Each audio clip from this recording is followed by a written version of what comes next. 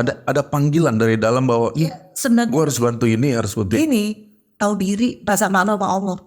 Tahu diri udah dikasih banyak, balasnya apa? Wah, tapi itu hidayah loh. Gak semua orang loh kayak gitu. Ya, Jadi sebenarnya untuk menggerakkan masyarakat tuh semuanya harus diaktifasi ya. dan yang kaya pun memberi kesempatan, misalnya punya perusahaan boleh dong nitip magang, sekian orang boleh dong magang. Karena sekarang kesempatan magang susah banget, kayaknya harus diketok palu dari pemerintahan mengharuskan. Walaupun cuma sekedar warteg harus ada ya yang magang.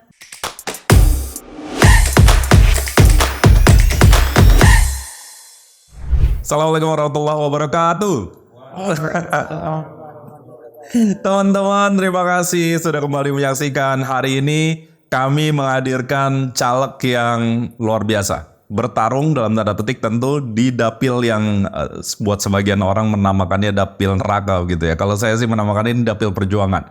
Kenapa? Karena dapil 2 DKI Jakarta itu Jakarta Pusat, Jakarta Selatan, kemudian luar negeri memang dapil yang diisi oleh orang-orang potensial. Karenanya Partai Persatuan Pembangunan juga menaruh salah satu kader terbaiknya, dan hari ini hadir bersama saya Ibu Sintawati. Assalamualaikum. Waalaikumsalam. Masya Allah, Ibu apa kabar? Baik. Sehat ya, Bu.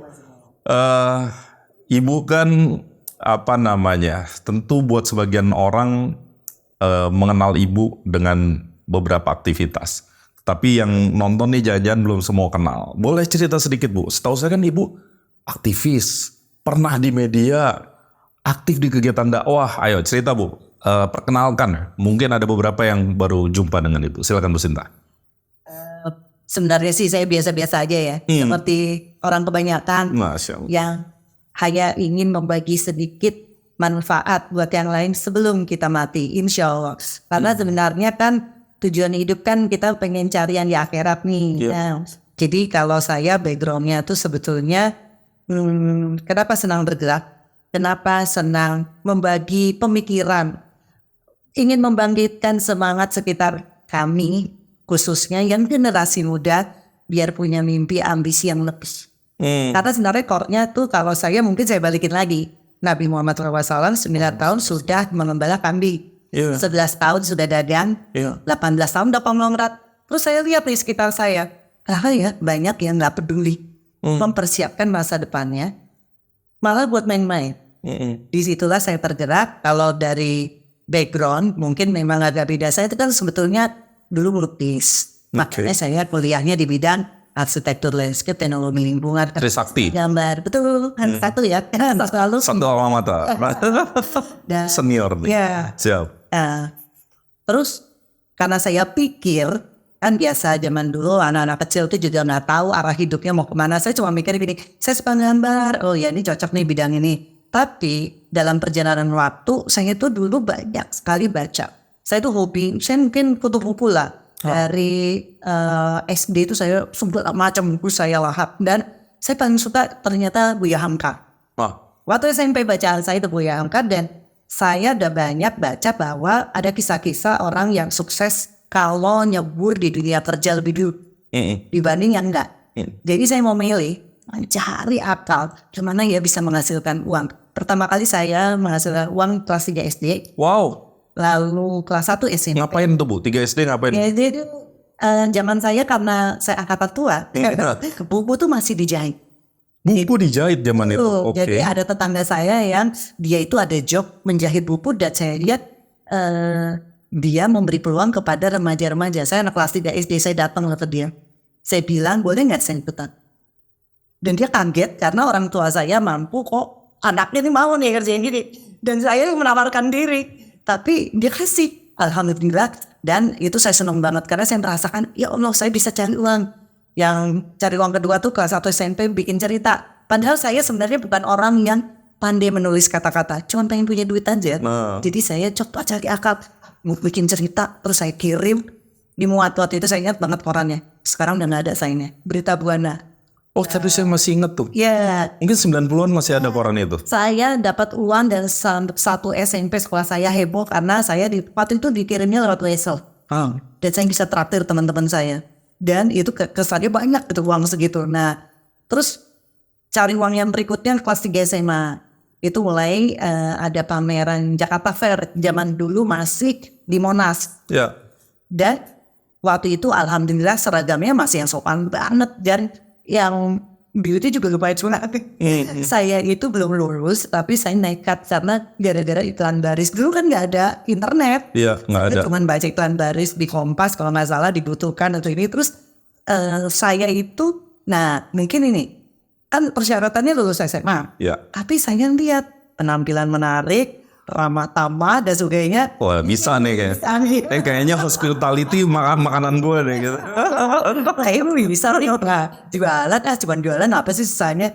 Udah, karena tesnya itu disuruh datang langsung. Saya ingat banget datang langsungnya kemana waktu itu di daerah Pasar Baru.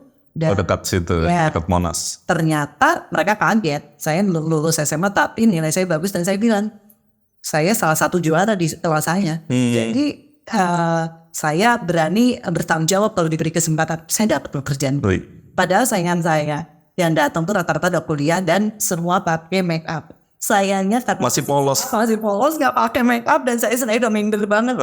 Tapi ternyata alhamdulillah diberi kesempatan. Dari situlah ternyata karena saya bekerja bersungguh-sungguh, karena saya selalu mikirnya gini, orang lain nggak lihat kalau saya malas, tapi Allah lihat. Kalau saya dapat tanggung jawab dengan kerjaan saya dapat uang, saya takut nanti Allah marah sama saya. Jadi saya harus nggak boleh korupsi waktu kerja. Itu prinsip saya. Makanya saya setiap kerja tuh seneng gitu, melakukan semangat, walaupun orang lain, mohon maaf nih ya, kebanyakan berpikir orang Indonesia khususnya, banyakan ngobrol sambil kerja. Kalau saya udah kerja itu nggak suka fokus, makanya cepat selesai. Makanya saya nggak pakai tunda-tunda. Dan alhamdulillahnya pekerjaan saya itu membuat saya dilamar oleh berbagai perusahaan lain untuk pameran-pameran berikutnya atau bahkan menjadi public relation yang freelance. Jadi saya kepake banget. Saya selama kuliah itu bisa loh pagi Trisakti kan. Ujiannya banyak juga kan. Malamnya dosen saya kaget lihat di pameran, saya jaga. Loh, kamu kesini? Kamu gimana besok ujian? Siapa yang penting? Dan alhamdulillah saya bisa buktikan saya sama dengan teman-teman yang nggak kerja. Wisudanya. Yang penting kan wisudanya. Sama waktu ujian banyak yang hair, saya malah nggak hair. Kenapa? Karena saya bekerja lebih keras, belajar lebih keras karena saya takut kalau hair saya nggak bisa sambil kerja. Nanti ibu saya melarang saya melakukan aktivitas yang saya suka cari duit. Ya, jadi waktu kuliah mungkin tipsnya sedikit, kalau kita nyangkul duluan, manennya juga duluan. Saya kuliah udah bisa beli mobil. Wow. Jadi alhamdulillah banget. Itu yang membuat saya berpikir itu menarik. Tapi mungkin kelemahannya apa? Saya jadi terlalu matre. Jadinya saya tidak berpikir organisasi penting. Saya nggak mau terlibat. Nah, kalau di Trisakti kan padahal banyak ya. Banyak. Kegiatan macam-macam. Senat apa macam. Karena saya pikir nggak jadi duit. Itu jeleknya saya karena nggak ada yang nyarahin. Jadi saya mikirnya yang penting aku punya duit dan aku bisa bantu banyak hal.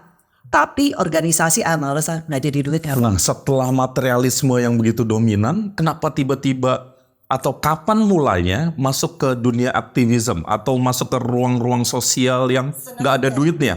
Sebenarnya dari dulu saya udah senang sama kegiatan yang bisa bantu orang. Saya pengen punya duit sebanyak-banyak itu karena saya ngerasa kalau menyenangkan orang lain itu membuat saya lebih hidup. Dan sebagiannya butuh uang untuk membantu orang lain. Makanya kita harus punya duit. Karena saya sendiri bukan tipe yang suka untuk memanjakan diri sendiri. Saya soalnya masih suka jajan kaki lima walaupun pekerjaan saya di dunia sales, marketing, promosi di dunia media itu membuat saya bisa makan yang paling mahal dimanapun, termasuk di luar negeri. Apalagi harus bareng klien dan harus di tempat yang nyaman. Dan klien saya pun kalau klien saya udah pasti kelas 1 juga. Dan kami harus bikin pesta yang membuat heboh. Media. Ini satu zaman saya belum ada internet. Itu kan paling keren aja. Kami bisa tuh bikin pesta misalnya di Borobudur. Candi Borobudur, bawa klien ratusan orang, pesawatnya kita harus atur yang beda-beda biar takut nanti ada yang jatuh satu. Kenapa jadi satu pesawat kan ini? Pengalaman seperti itu tuh udah biasa gitu ya. Sambil bawa ke luar negeri gini. Cuman yang lebih menarik minat saya dari kecil kebetulan saya suka bacaan. Salah satu yang membuat saya terpesona adalah Al-Fatih. Al-Fatih. 21 tahun. Menaklukkan Konstantinopel. Dan subhanallah gitu. Terus saya lihat sekitar saya, umur segitu masih main-main. Saya banget gitu loh. Saya sebenarnya bukan orang yang agamanya hebat-hebat amat. Saya nggak punya teman yang dari pesantren. Saya ini orang biasa-biasa aja yang sekolahnya jauh dari yang agamais. Alhamdulillah Allah tolong saya suka baca, itu aja sih modalnya. Jadi ibu belajar Islam dari membaca. Karena jadi gak ada internet. Jadi mau di mana tuh Pak? Terus dan juga gara-gara ini salah satunya. Saya kan bantu bangun Metro TV. Saya kan harus rekrut karyawan. Disitulah saya tersadar bahwa generasi muda Indonesia banyak yang tidak mempersiapkan dirinya di dunia kerja. Oke, ini biar teman-teman lengkap nih. Bu Sinta ini pernah di MNC Group, pernah di TPI, pernah di Metro TV. Betul, di RCTI juga gitu ya. Jadi orang media juga, makanya beliau tadi cerita sama media. Oh jadi kayak gitu ya, di Metro TV itu ada turning point lagi. Ya, bahkan perusahaan baru. Saya harus rekrut karyawan. Karena saya kan pegang divisi sales marketing promosi. Saya GM di situ kan. Nah disitulah saya langsung mikir, kayaknya umur 40 saya harus keluar. Saya harus berbuat sesuatu untuk membuat bangsa ini punya generasi muda yang hebat, yang tangguh, yang gak seperti ini. Karena jujur apa yang diharapkan perusahaan dengan apa yang ada di pasar itu gak sesuai. Disitulah saya akhirnya memutuskan setelah berhenti, setelah berbagai perjalanan lain ya macam-macam, saya belajar macam-macam, saya bikin sekolah Islam pertama yang full berbahasa Inggris. Tahun 2009. Apakah itu adalah The Royal Morocco Integrative Islamic School? Nah, ibu kan juga pendiri Berkah Bersama, pendiri Rumah Yatim Piatu Duafa Bintang Mazaya, pendiri Indonesia Interactive Standard School, kemudian sekolah Quran gratis, tahfiz Quran Duafa di banyak lokasi. Ini dari kapan, Bu? Mungkin dari umur 40-an atau menjelang 40-an saya udah berubah. Apa turning point-nya tuh Bu waktu itu? Saya pengen mewakafkan diri saya. Diri saya ini apa? Saya dipinjemin semua. Kalau saya nggak bisa balas kebaikan yang diberikan Allah, malu juga ya malah kalau kita mati. Apa yang sudah kamu lakukan, sedangkan aku sudah ngasih kamu begitu banyak kesempatan. Di saat orang lain belum bisa beli mobil, saya udah bisa beli mobil. Di saat orang lain masih main-main dugem, otak saya udah gak tertarik untuk yang seperti itu. Saya lebih tertarik bekerja dan menata hidup saya. Jadi saya ngerasa ini harus dibagi. Pemikirannya harus dibagi ke orang lain. Bahwa mereka juga harus punya semangat yang sama. Bahwa negara ini itu harus dibangun dengan akhlak yang mengikuti Nabi dari kecil. Tapi kita kadang-kadang terlena. Anak kecil kita menganggap anak kecil terus. Jadinya juga kebanyakan main. Akhirnya lupa. Pas remaja main terus juga. Akhirnya jadi bapak-bapak yang main-main juga. Ibu-ibu yang main-main juga. Saya sampai mikir kok. Nanti kalau saya punya power nih. KUA saya jadiin benteng pertama. Keren. Banyak orang kawin. Mereka gak punya ilmu untuk mendidik anak. Gak punya ilmu untuk jadi suami istri yang baik. Akhirnya cerai. Anaknya kurang gizi. Ya gak ngerti. Dan menikah di dalam Islam itu bahkan sebenarnya dipersiapkan sejak memilih pasangan kan ya Bu? Ya kalau perlu dari kecil. Dan masalahnya ya itu di kita belum se-advance itu. Di situ ibu concern. Bu, saya penasaran. Di usia 40 itu ada nggak aha momennya? Ini waktunya gue berubah deh. Ini waktunya to give it back. Ya, karena saya sering baca di agama Islam. Kalau umur 40 nggak berubah, nggak akan susah berubah. Satu-satunya usia yang disebut di Al-Quran usia 40. Kalau saya terjebak, saya tetap di dunia pekerjaan saya nggak akan jadi sekarang. Karena saya pasti terlena. Kenapa? Nikmat. Pesta-pesta terus, entertain terus, gratis buat supir, Itu tiba-tiba tuh gimana Bu? Tiba-tiba ibu membaca sesuatu? Oh udah lama. Mungkin kalau anak buah saya udah tahu, saya suka ngobrol di agama. Mereka udah tahu. Oh tiba-tiba kayak ada hidayah aja ya? Bukan juga. Oh iya, saya lupa. Saya orang pertama mungkin untuk posisi yang lumayan di industri media yang pakai jilbab pertama kali. Bulinya banyak pun. Iya. Banyak sekali. Karena di masa itu belum sepopuler sekarang hijab. Nggak ada hijaber dan dianggapnya, mohon maaf ya kampungan gitu kan. Dan Jadi berat sekali itu ya tantangan komunitasnya. Kan orang lain, anak saya waktu lihat saya pakai jilbab pertama kali nangis. Apa yang dia bilang? Mama jelek.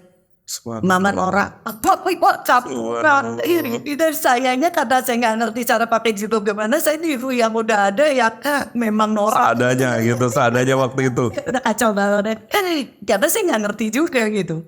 Dan semenjak usia 40 itu mulai menata ya? Sebenarnya waktu saya pulang haji itu mungkin umur berapa ya, 35-an gitu. Oh 35 udah aja. Sebenarnya saya udah mulai ya, ada tempat kerja saya nggak sebutin nama profesi apa itu, depannya tuh sebenarnya seberang tuh ada pembuangan sampah. Supir saya bilang, Bu, ibu kok nggak bantuin mereka tuh yang kerja di pembuangan sampah tuh kalau mau sholat nggak punya tempat, karena mereka kan bajunya kucel kumel tuh mau sholatnya masa di sampah.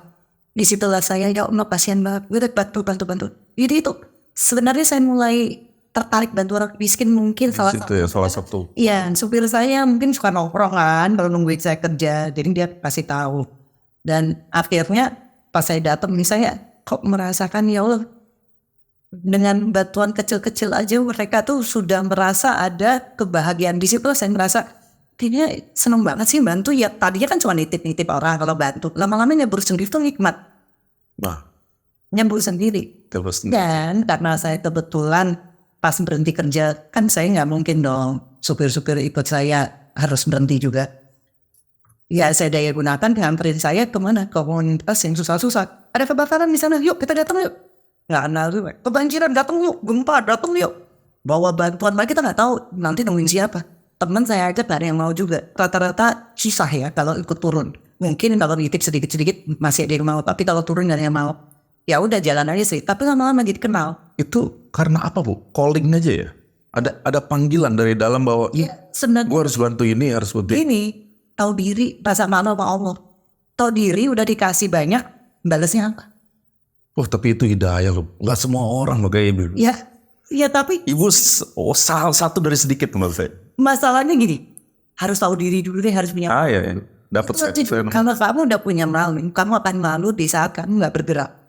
Kenapa? Kamu dikasih lebih, kamu diem-diem aja atau cuma nitip-nitip lewat orang, padahal kamu punya ilmu yang bisa kamu share. Jadi cara saya membagi ilmu tadinya apa? Saya nawarin nih ke komunitas miskin apa, mau nggak? Saya datang nanti saya ngelatih gini gitu. Nanti saya gini, ya kira-kira gitu deh, sales skill, pidato, apa yang saya bisa aja. Yang bantuan. Ya, aku pernah ini Bu, liputan ke Jerman Bu. Jerman itu kan salah satu negara dengan tingkat pengangguran terendah di Eropa. Dan budaya vokasinya itu kan tumbuh berkembang dimulai di saat setiap Sabtu carpenter tukang kayu itu membagikan ilmu. Dan itu akhirnya diikuti hampir semua profesi, dan makanya sekarang profesi keahlian di Jerman itu tersertifikasi dengan baik, dihargai dengan baik. Ini saya kebayang kalau Bu Sinta ini on board gitu ya. Tiba-tiba Allah takdirkan menjadi anggota DPR RI, punya visi kayak gini. Saya tuh ini loh Bu, apa ya, langsung sedih juga ya. Mudah-mudahan Ibu jadi dan Ibu bisa wujudkan gitu Bu. Tularkan ini dalam bentuk kebijakan. Amin. Karena DPR itu kan saktinya di kebijakan. Betul. Ya kan? Oke, Bu, nih biar jalan nih. Saya jalan lagi. Kenapa masuk politik Bu? Profesional udah, aktivisme udah, dakwah udah.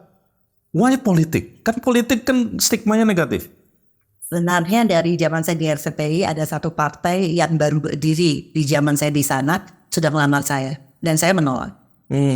Terus berapa tahun yang lalu ada lagi satu partai lain lagi, saya menolak. Mungkin ini jalan Allah. Akhirnya saya kembali harus berjuang bersama Ka'bah. Ya sudah. Jadi sekarang ya harus betul-betul bersungguh-sungguh melihat ini adalah kesempatan kita untuk sharing, kesempatan meningkatkan kualitas hidup setiap orang di Indonesia. Kalau saya ada kesempatan di situ. Kalau tadinya kan saya cuma pakai duit sendiri, dilatih sama Allah pula tahun nggak pelit ngeluarin duit sendiri untuk kegiatan orang lain. Tapi kan kekuatan saya berapa sih? Saya kan bukan seseorang yang hebat-hebat amat. Ya, dengan ala kadarnya sih bisa bantu sana sini. Kalau yang ini kan beda lagi. Mungkin ya itu tadi, teman-teman dakwah saya juga semuanya pada mendukung. Karena kalau kasarnya ada link yang mereka tahu di saat kita nggak punya apa-apa yang bisa dibagi, kita masih berusaha nyari itu bisa berbagi, apalagi kalau ada. Insya Allah ya. Kenapa P3, Bu? Karena ya itu tadi Ibu merasa P3 itu sama sejalan. ada spirit politiknya, tapi ada spirit dakwahnya begitu ya? Persis. Jadi buat saya sih menambah charge buat saya sendiri, karena saya jadi bergaul dengan teman-teman yang mudah-mudahan insya Allah langkahnya sama, visi misinya. Kan kalau saya sendiri pribadi sudah bilang saya wakafin diri saya untuk dijalani. Artinya saya harus ngikutin siapa? Khalifah Umar. Iya. Apa itu? Tidak boleh ngambil apa yang kita dapat di situ untuk kepentingan pribadi, balikin di dapur kita. Umur kita udah berapa sih? Iya, kita bisa pulang kapan aja. Justru ini kesempatan bangun rumah di akhirat, Iya, di surga insya Allah. Masya Allah. Dan P3 itu ya, saya nggak bosan-bosan ngomongnya. Platformnya itu, prinsip perjuangan, nomor satunya ibadah. Ibadah itu dan khidmatnya, nomor satunya itu iman dan takwa. Jadi saya nggak pernah nemu tuh ada partai sedemikian spiritualis gitu ya. Dan saya bersyukur ya Ibu Sinta ada di barisan terdepan gitu ya untuk memperjuangkan nilai-nilai. Karena kan partai itu pada dasarnya memperjuangkan nilai-nilai kan, bukan ansih soal kekuasaan gitu. Dan saya dari tadi melihat Ibu berkaca-kaca tuh jadi larut juga gitu, dan saya bersyukur, benar-benar saya bersyukur, mudah-mudahan partai ini bisa panjang umur, Ibu bisa juga mendapatkan amanah yang baik. Ibu, sekarang saya mau cerita ke dapil Ibu. Waktu kampanye sudah dimulai, saya melihat Ibu juga fight luar biasa, karena orang marketing ilmunya banyak. Lihat nih teman-teman, ini saya baru ketemu nih caleg begini-ginian nih. Jadi ada profilnya, ada wajahnya, ada dakwahnya, ada Asmaul Husna, ada tanggalan ya. Jadi kreatif 2024 ya. Biar nggak dibuang. Biar nggak dibuang. Palingnya buat pembatas buku. Baliho di mana-mana saya lihat Ibu fight, dan itu saya rasa harusnya masyarakat tuh merasa dihargai karena Ibu berjuang sebaik-baiknya, sehormat-hormatnya. Soal menang kalah kan udah takdir Allah tuh, udah ada di Lauhul Mahfuz. Cuman gimana cara kita berjuang sebaik-baiknya, sehormat-hormatnya tuh menurut saya penghargaan buat publik begitu ya. Iya. Ibu ngelihat apa di Dapil 2 ini? Apa yang Ibu temukan? Apa keresahannya, apa masalahnya setelah Ibu terjun? Ya kebetulan karena saya udah pulang tahun terjun di bidang ini, jadi ya bukan hal baru buat saya ya. Bukan sehari 2 hari itu masuk ke akar rumput ya Bu. Jadi saya tuh walaupun bukan lebih banyak di Jakarta Selatan atau pusat sesuai dapil saya, lebih banyak sebenarnya Jakarta Utara. Cilincing. Kalau yang Jakarta, kenapa saya nyari udah yang paling miskin kan? Karena ya di sana paling susah kalau menurut saya nelayan. Kan saya udah ke Bantar Gebang juga. Nah, dulu saya juga suka ngajar di Tanah Abang tuh, tapi yang masuk ngelewatin pasar kambing tuh. Pasar kambing. Saya tuh suka ngajar pinggir rel di sana atau di belakang Mangga 2. Saya tuh sampai harus melompat-lompat rel kalau ngajar karena memang kampungnya di balik rel, nggak bisa dilewatin yang lain. Jadi bagi saya itu bukan hal baru, tapi jadi ada semangat karena saya sangat kenal problemnya. Insya Allah saya bisa menemukan dengan cepat cara-cara kalau saya diberi saran. Apa problem yang Ibu temukan? Kemiskinan, pendidikan, atau apa yang di sana? Sebenarnya kalau masalah rezeki, mau sekecil apapun kalau orangnya punya akhlak bersyukur, beda. Jadi tingkatkan dulu akhlak. Sekecil apapun syukur nggak ngeluh. Kedua jangan banyakkan ngobrol. Jangan kebanyakan Indonesia banget. ya nggak ada manfaat, dan pentingnya kabur sama mental health. Semua orang mulai, ya mohon maaf ya, yang nggak punya duit tanpa yang punya duit kok sekarang hobinya bilang mental health melulu. Ya udah deh, udah dikasih hidup kok masih aja coba. Saya ini kan peduli juga untuk difabel. Saya banyak ngajar di Batu di komunitas Mitstar, Tunarungu, atau yang cacat yang lain autis. Itu coba kita masih dikasih utuh aja, alhamdulillahnya Masya Allah.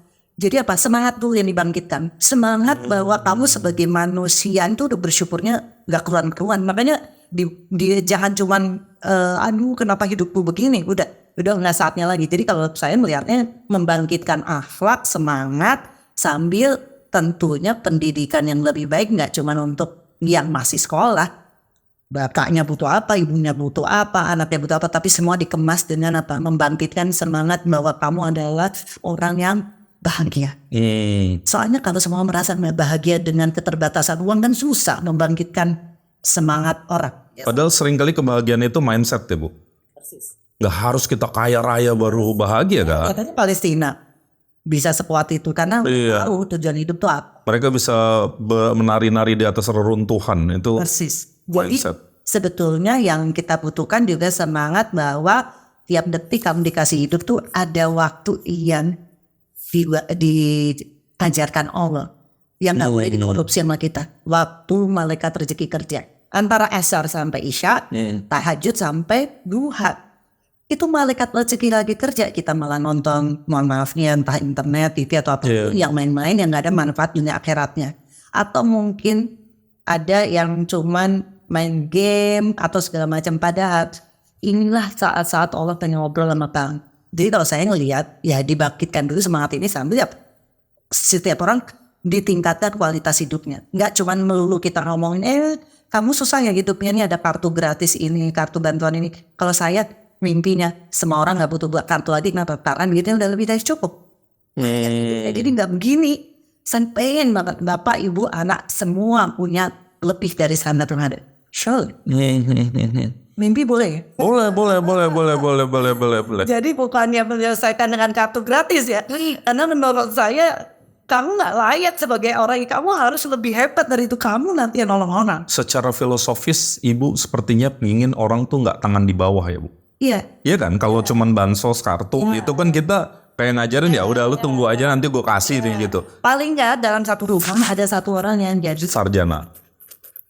Berpendidikan lah.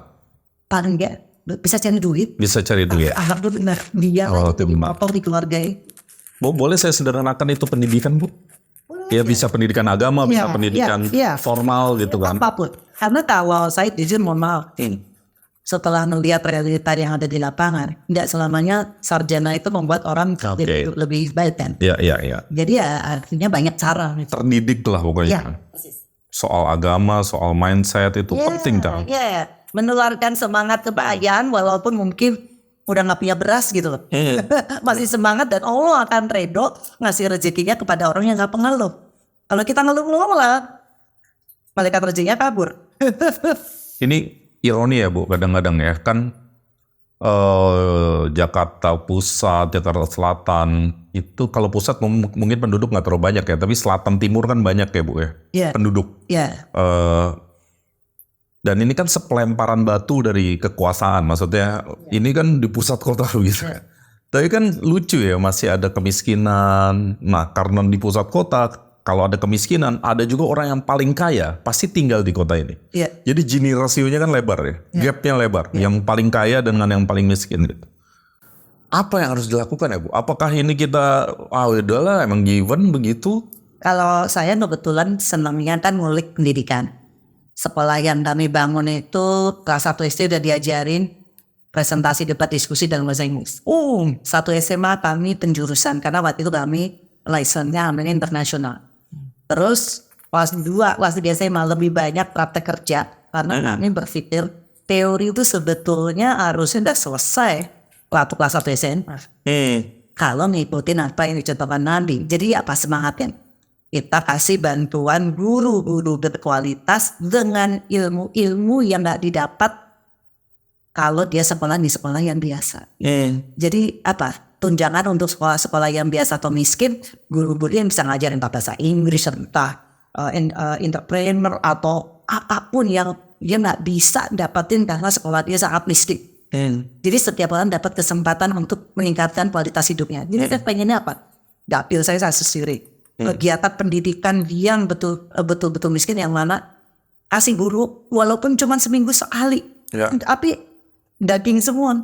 Mungkin ngajarin bikin YouTube, ngajarin bikin desain grafis, ngajarin bahasa Inggris, ngajarin entrepreneur begini. Pasti akhlak dulu yang dihajar. bahwa ini jihad kamu loh kalau kamu sungguh-sungguh dan kamu nggak main-main.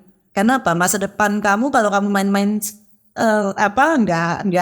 nggak kamu seriusin, Allah juga akan main-main dengan rezeki kamu. Ya orang kamunya sendiri main-mainin hidup kamu. Kenapa kamu marah-marah ke Allah? Terus kamu maunya enak-enak leha-leha, terus Allahnya dimarah-marahin karena nggak kasih rezeki. Ya orang kata Allah, ya aku akan ngasih kepada orang yang juga berusaha dong, gitu kan. Nah itu, terus komunitas ibu-ibunya, PKK-nya. Itu penting ya Bu, komunitas ibu-ibu untuk menggerakkan ya Bu. Iya, karena saya selalu kalau datang, dari mulai zaman dulu, yang saya omongin sama Pak, semangat ngikutin apa yang dicontohkan Nabi Muhammad SAW. Kita harus setiap hari ada sesuatu bangun tidur apa yang gue bagi sama lingkungan gue. Nah, kalau nggak punya duit ya satu Tenaga, pikiran ya Bu. Gila, bahkan saya bilang ke komunitas ibu, tuh lihat kalau nggak punya duit sama sekali di sebelah dekat rumah di kampung ada musola yang mukenanya bau. Kita bisa bantu cuciin. Satu biji aja nyuci. Iya, udah bikin perubahan tuh. Paling tidak, tapi terus sambil ngomel. Terus kata Allah, nah lo nabung akhiratnya mana? Lo ngomel dulu gitu. Nah jadi apa? Ya berbarengan dengan mental, spiritual dan ambisi mimpi harus dibangkitkan. Terus apa? Ngobrolnya ada manfaat buat cari duit, cari peluang, jangan gibah. Kalau gibah malaikat rezekinya juga nggak deket lagi. Coba ya kan? Iya. Jadi sebenarnya untuk menggerakkan masyarakat tuh semuanya harus diaktifasi ya. Dan yang kaya pun memberi kesempatan, misalnya punya perusahaan boleh dong nitip magang, sekian orang boleh dong magang. Karena sekarang kesempatan magang susah banget, kayaknya harus diketok palu dari pemerintahan mengharuskan. Walaupun cuma sekedar warteg harus ada ya yang magang. Bayarannya apa? Nggak usah dibayar. Kalau dianya nggak mau magang, kita kasih ditahan rapotnya kalau perlu. Itu yang terjadi di Jerman Bu. Di Jerman itu vokasinya kayak anak STM ya, itu 75% waktu sekolahnya itu di tempat magang, 25%-nya di kelas-kelas. Itu keren tuh kalau itu bisa kejadian. Dan kalau itu bisa dieksekusi sampai level warteg seperti yang Ibu sampaikan, itu kan keren. Jadi kan nggak perlu magang harus, mohon maaf ya. Iya harus di. Kopi aja. Karena menurut saya, kalau tuh orang bilang, oh nanti mohon maaf ya, diperbudak tanpa bayaran. Hey, jangan mikir gue kalau lo belum punya ilmu. Orang-orang itu kelemahannya apa? Udah pengen duit, padahal belum punya ilmunya. Siapa lo? Nah, kalau dikasih kesempatannya udah bagus. Apalagi sekarang zaman media sosial Bu, nih adik-adik kita yang Gen Z, yang milenial kan kasihan Bu. Kadang-kadang ngelihat figur itu yang langsung kaya instan gitu. Kan itu kan one of a kind ya, enggak? Ya. Mungkin dari 1 juta 1 aja belum tentu gitu. Ada orang yang bisa kaya instan gitu. Kan enggak gitu ya Bu? Ya. Harusnya gini mikirnya. Semua doa, kata Allah kan gini, kalau doa tuh yang banyak-banyak. Jangan pelit doa. Karena kata Allah, kalau nggak dikabulkan sekarang, nanti kamu dilipat gandakan waktu di surga atau di akhirat. Artinya, kita redo. Kan kita selalu bilang, ya Allah redo ya aku. Tapi kita redo dengan ketentuan Allah. Di saat kita udah jokir balik nggak keruan, tapi yang kita dapat nggak sesuai apa yang kita harapkan. Jangan pernah mikir itu. Mikirnya apa? Allah akan ganti berkali lipat nanti. Di surga atau di akhirat. Ya udah, redo. Kalau kita minta diredo, ya kita juga redo sama ketentuan Allah gitu kan. Jadi kata Allah, ya kan nggak mungkin semua jadi pemeran utama. Masa semua pemeran utama kita tidak jadi pemeran pembantu. Ya sudahlah, tapi janji Allah, siapapun yang jadi figuran pemeran pembantu, tapi dia redo, ikhlas dan tetap semangat berjuang, tetap melakukan kebaikan-kebaikan, nanti surganya lebih dulu. Ya ratusan tahun. Ya udah semangat. Makanya jadi orang yang jangan pernah baper koper melo. Karena ternyata bersemangat mencintai Allah itu salah satu cara untuk membangun semangat kita berbagi. Oke. Ya. Bu, tadi kenapa kita ngomong kemiskinan nih, kita juga punya konsultan politik Bu yang sudah meriset ini ya, bahwa di Jakarta tuh menurut BPS memang angka kemiskinannya memang turun, tetapi gapnya masih ada. Dan ini yang tadi saya tanyakan. Terus sekarang kita kepingin ke depan Bu. Kalau kita misalnya ngomongin Dapil 2 5 tahun ke depan. Apa yang Ibu rencanakan atau apa yang Ibu harapkan kalau membayangkan 5 tahun ke depan di Dapil Ibu? Yang diharapkan bahwa jarak mutu pendidikan antara sekolah miskin atau sekolah yang tidak mampu dengan yang kaya itu Udah kalau perlu sangat kecil. Saya pengen bikin kelas-kelas khusus internasional. Kalau perlu gratis di sekolah-sekolah miskin. Apa? Keren tuh. Bikin persatuan. Jadi di situ semuanya dalam bahasa Inggris. Saya cuma mikir gini, kalau lu miskin pasti lu nggak bisa dapat kesempatan jadi kaya sih. Karena lu nggak punya duit untuk masuk sekolah ini. Jadi kelas khusus tetap di kelasnya di situ. Tapi buat yang pintar-pintar masukin di sini kita cuci otaknya. Kenapa saya ngomong bahasa Inggris bukan masalah mendewa-dewakan ya. Kebetulan kan kalau cari kerja kita harus jujur. Iya, Bahasa Inggris memang bagus, itu sekarang. gaji kita lebih bagus, Iya. kesempatan menang lebih bagus, cari beasiswa keluar negeri lebih besar. Jadi setiap sekolah miskin harus ada satu kelas internasional. Kita bikin pelatihannya semuanya gurunya ngajar dalam bahasa Inggris dan dipercepat proses sekolahnya. Karena menurut saya kita ini kelamaan belajar. Nah, jadi apa ya, cari duitnya lama banget gitu loh. Dan mental untuk cari duitnya harus kita hajar dari dia kelas 1 SD bah. Iya. Menarik ya. Jadi emang pendidikan tuh kunci untuk mereka naik Tapi kelas. khusus untuk KUA, kalau saya pengen naruh orang-orang yang akan, kalau kamu mau daftar perkawinan, kamu dilatih dulu bagaimana menjadi istri, bagaimana menjadi suami, bagaimana kalau punya anak. Mulai dari apa, rohani dan jasmani. Iya. Karena banyak yang nggak ngerti. Saya setuju Bu, karena saya yakin Al-Fatih tuh di usia 21 tahun bisa taklukkan Konstantinopel karena sejak kakeknya sudah punya visi untuk menaklukkan. Jadi memang sudah direncanakan, sudah dijaga dan dibangun dari usia 0 bahkan begitu ya. Ya. Jadi itu yang harus kita lakukan gitu ya. betul. Bu ya. Dan ini udah pasti kan kita nih banyak nih kalau di kampung padat kegiatan Karang Taruna, PKK, terus PAUD dan sebagainya, lansia. Ya, saya pengen banget itu masuk ke situ. Nah, karena apa, mereka ini yang bakalan jadi apa ya, bagian mendetilkan program kita. Kerjasama yang seperti itu. Boleh nggak saya punya ekspektasi kalau Ibu terpilih, walaupun nggak musim pemilu, Ibu akan ada di akar rumput? Iya, kalau saya emang hobinya ya. Soalnya ada Bu yang bilang kan, kalau paling dia datang 5 tahun sekali, kalau lagi butuh suara kita dia datang, kalau enggak dia di sono tuh nggak pernah main lagi kan gitu kan? Nah, ya.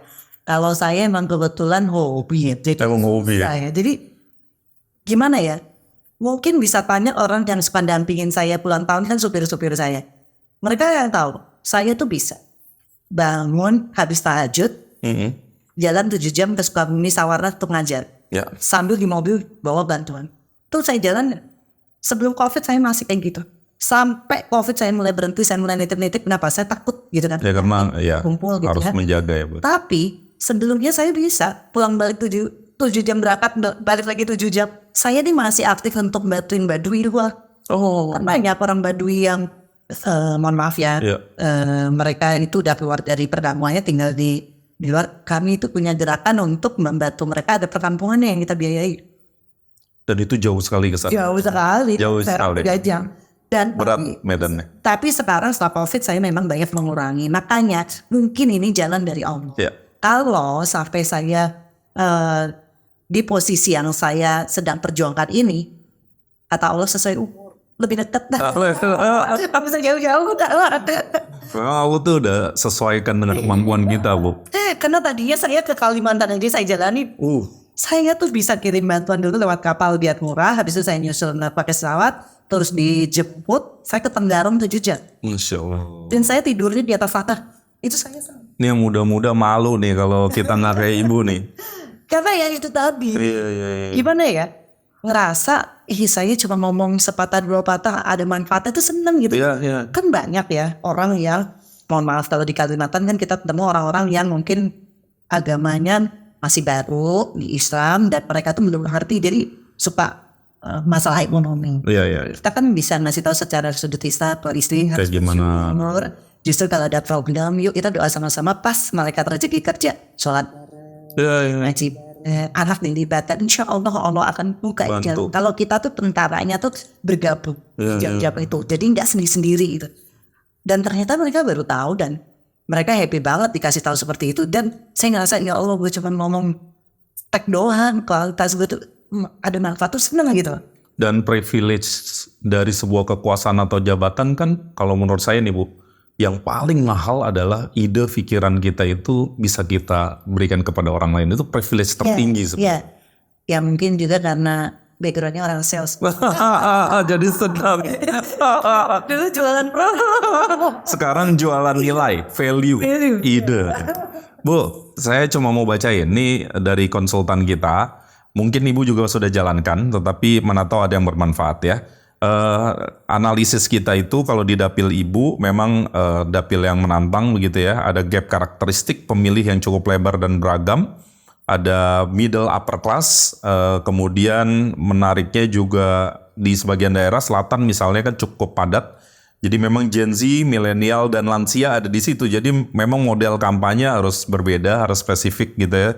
Micro targeting mungkin, dan Ibu pasti lebih jago dari kami karena marketing juga gitu ya. Tapi ini teman-teman konsultan politik menilai ini, dan ada beberapa strategi kampanye terhadap dua karakteristik ini. Yang pertama di bidang pendidikan, itu pas banget ternyata Ibu emang bergiat di sana, jadi cocok sekali. Dan di sini diusulkan misalnya bukan tidak mungkin apabila Ibu on board gitu menjadi anggota DPR, mungkin harus ada format RUU yang mengakomodasi apa-apa yang Ibu sampaikan sehingga everlasting begitu ya. Yang menarik dari memperbaiki dari sistem kan memang dia umurnya panjang. Ya kan Bu ya, kalau kekuatan kita mungkin terbatas, tetapi kalau udah jadi sebuah aturan, itu semua orang terikat pada aturan itu dan bisa jalan terus. Itu Bu, jadi dari teman-teman mudah-mudahan bermanfaat gitu ya. Saya pengen nambahin. Silakan. Kalau masalah pendidikan, pengalaman saya mendirikan sekolah dari tahun 2009-2008an, ada satu hal. Pendidikan di Indonesia itu kelamaan. Kelamaan. Iya, menarik nih. Jadi harapan saya kalau bisa lebih mendetilkan di masa itu, lebih cepat cari duit, lebih cepat magang kerja, dan semua badan usaha di sekitar lokasi tersebut berkontribusi untuk menyediakan kesempatan magang. Karena sekarang kesempatan magang itu kayaknya susah Bu. Apalagi untuk anak SMP, SMA, siapa juga yang mau terima untuk magang kecuali kalau saudaranya. Ya, akhirnya gitu. Kalau ini saudara beruntung nggak punya saudara. Ya, itu kesulitan. Nah inilah yang mudah-mudahan problem-problem tawuran, main gitar bareng, ngerokok-ngerokok, ngopi-ngopi berkurang. Karena pas begitu ada waktu luang magang. Iya. Kalau nantinya awal-awal nggak ada duit, kalau nanti pemerintah mulai ada duit, dikasih uang saku dikit-dikit buat yang magang, kita bantu, jadi nggak memberatkan si perusahaan. Sebenarnya dia bisa bagi ilmu aja udah bagus gitu. Iya kan? Ya. Mengurangi orang nganggur. Kalau orang nganggur tuh jadi aneh-aneh entar. Setan bisikinnya gampang ya. Bu Sinta, kalau melihat dapil 2 kan ada Jakarta Pusat, Jakarta Selatan, dan luar negeri. Ya, saya pengen tahu nih, apa pandangan Ibu soal dapil luar negeri? Apa visinya? Apa mungkin hal-hal yang perspektif yang perlu Ibu taruh kalau bicara soalnya? Silakan. Kalau untuk lokal tadi kita udah paparkan ya. Dan kalau untuk yang luar negeri, kita ini kan fokusnya ada dua hal. Ada dua segmen warga Indonesia di luar negeri. Pertama yang paling banyak ini justru yang pekerja migran Indonesia. Dan tentunya ada lagi yang kedua yang pelajar atau menuntut ilmu dan yang bekerja. Kalau untuk yang menuntut ilmu atau yang bekerja mungkin problemnya atau hal-hal yang dihadapi tidak sepelik yang dihadapi oleh pekerja migran Indonesia. Karena mereka itu rata-rata sudah bisa menyelesaikan permasalahan yang dihadapi sendiri. Jadi yang bantuan yang bisa diberikan mungkin justru akan banyak tatap muka atau hal-hal apa yang bisa untuk mengembangkan kemampuan mereka di sana dan kegiatan-kegiatan yang bisa memanfaatkan mereka sebagai duta Indonesia di luar negeri. Tentunya juga memberi peluang-peluang informasi yang membuat mereka lebih berkembang walaupun di luar negeri dan turut berkarya bagi Indonesia melalui posisi mereka di luar negeri. Yang lebih banyak yang harus dibahas mungkin yang problemnya lebih banyak itu pekerja migran Indonesia. Karena pekerja migran Indonesia itu rata-rata menyebar tinggalnya. Kan yang kerjanya di pabrik itu hanya di negara-negara tertentu. Misalnya di Taiwan, di mana lagi? di Korea itu masih banyak yang di pabrik. Jadi untuk mengunjungi mereka mungkin lebih mudah karena mereka tinggal di satu pemukiman yang berdekatan. Yang sulit kalau pekerja migrannya itu yang bekerja di rumah-rumah tinggal majikan yang berbeda-beda. Itu banyak di mana coba yang jauh-jauh jaraknya di Arab Saudi, di Singapura mungkin lebih gampang atau di Hong Kong. Taiwan sebagian juga ada yang bekerja di rumah tangga. Nah, Malaysia itu lebih complicated lagi karena banyak yang bekerja di perkebunan sawit sebagainya. Jadi kalau ada permasalahan itu untuk menanganinya juga untuk perwakilan Indonesia butuh kerja keras karena pencapaiannya berat. Apalagi banyak negara yang memiliki peraturan. Nah, seperti di Malaysia, ada yang bawa keluarga, tapi anak-anaknya itu untuk mendapat pendidikan aja sulit. Ini kasihan sekali. Dan kalau yang paling cepat yang mesti kita lakukan adalah sebetulnya sekali lagi sama seperti yang membangun semangat dan mental kemandirian dari tenaga-tenaga kerja kita di luar negeri tersebut. Karena rata-rata kalau yang PMI itu masih memiliki jiwa yang homesick ya, masih kurang tough. Jadi ternyata dikirim ke luar negeri itu bukan karena mereka kebanyakan ya, ini berdasarkan hasil riset yang dilakukan oleh pihak pemerintah kita dan juga agen-agen yang mengirim tenaga kerja Indonesia ke luar negeri. Rata-rata masih punya sifat melo, baper, koper. Jadinya semangat untuk benar-benar ini loh hidup yang sudah aku pilih. Aku keluarga itu pilihanku. Jadi semangat, jangan dibawa sedih terus. Karena siapa sih yang gak sedih berjauhan dengan keluarga. Tapi kan ini udah ditekatin. Dan juga tentunya pelatihan untuk menghandle kejiwaan ini kan harus dibantu oleh pemerintah. Saya sih mikirnya kayak ada satu badan yang khusus menangani melalui telepon. Jadi mereka itu butuhnya teman ngobrol, teman curhat. Makanya kalau pas libur seminggu sekali itu numplek, pada keluar semua dari rumahnya. Terutama yang bekerja di rumah tangga. Dan ngumpulnya yang dilakukan ya sebenarnya itu lagi. Yang kita ingin bangun kesadarannya adalah kamu bekerja capek-capek bertahun-tahun di luar negeri. Jangan pulang cuma bawa uang. Uang itu akan habis kalau gak bisa dikelola dengan baik. Tapi manfaatkan untuk dapat ilmu baru. Nah, ilmu baru ini sayangnya mungkin mahal kalau di luar negeri. Atau mungkin jamnya tidak cocok dengan jadwal dia libur. Ini yang mungkin kitanya bisa memfasilitasi. Pelatihan-pelatihan itu tidak mahal. Bahkan kalau bisa gratis. Tempatnya strategis di titik-titik mereka ngumpul. Jemput bola. Jadi apa aja, misalnya yang laki bisa motong rambut, cukur rambut, yang perempuan mungkin salon-salonan kecil kayak. Karena saya lihat di sana kalau ngumpul lebih banyak yang ngobrol aja. Makan, ngobrol, ngumpul di taman dan sebagainya. Ada yang positif mungkin merajut, mungkin ada yang ngaji, tapi kelompok-kelompok kecil. Nah kalau saya pikir ada guru yang gratis, saya pikir lebih menarik ya. Dan juga SOS call center tempat mereka bisa curhat apa aja. Karena mungkin karena tenaganya kurang di perwakilan Indonesia di luar negeri. Jadi untuk menangani orang curhat juga gak mampu. Karena ini pasti banyak banget. Ya makanya dari situlah kita bisa melihat bahwa ternyata orang Indonesia itu sangat rentan kalau berjauh dengan keluarganya. Ini yang harus kita timbulkan semangat bahwa kemandirian itu perlu dari kecil harus diingatkan. Karena kalau pilihan hidupnya melangkah menjauh dari komunitas dia harus siap. Kesiapan ini yang sangat perlu karena orang Indonesia tuh cenderung kalau menurut perwakilan Indonesia di luar negeri senangnya kan ngobrol, senangnya curhat-curhatan. Negara lain enggak. Makanya kalau kita ngobrol, kenapa problem seperti yang dihadapi orang Indonesia tidak sebanyak yang dihadapi tenaga-tenaga kerja dari negara-negara lain yang sebetulnya juga gak bisa berbahasa Inggris. Ternyata kalau mereka memang udah gak punya pilihan. Dia kalau gak ambil kesempatan itu ya dia gak makan. Jadi memang orang tuh harus kepepet suatu hal yang membuat dia tuh tidak bisa mengelak.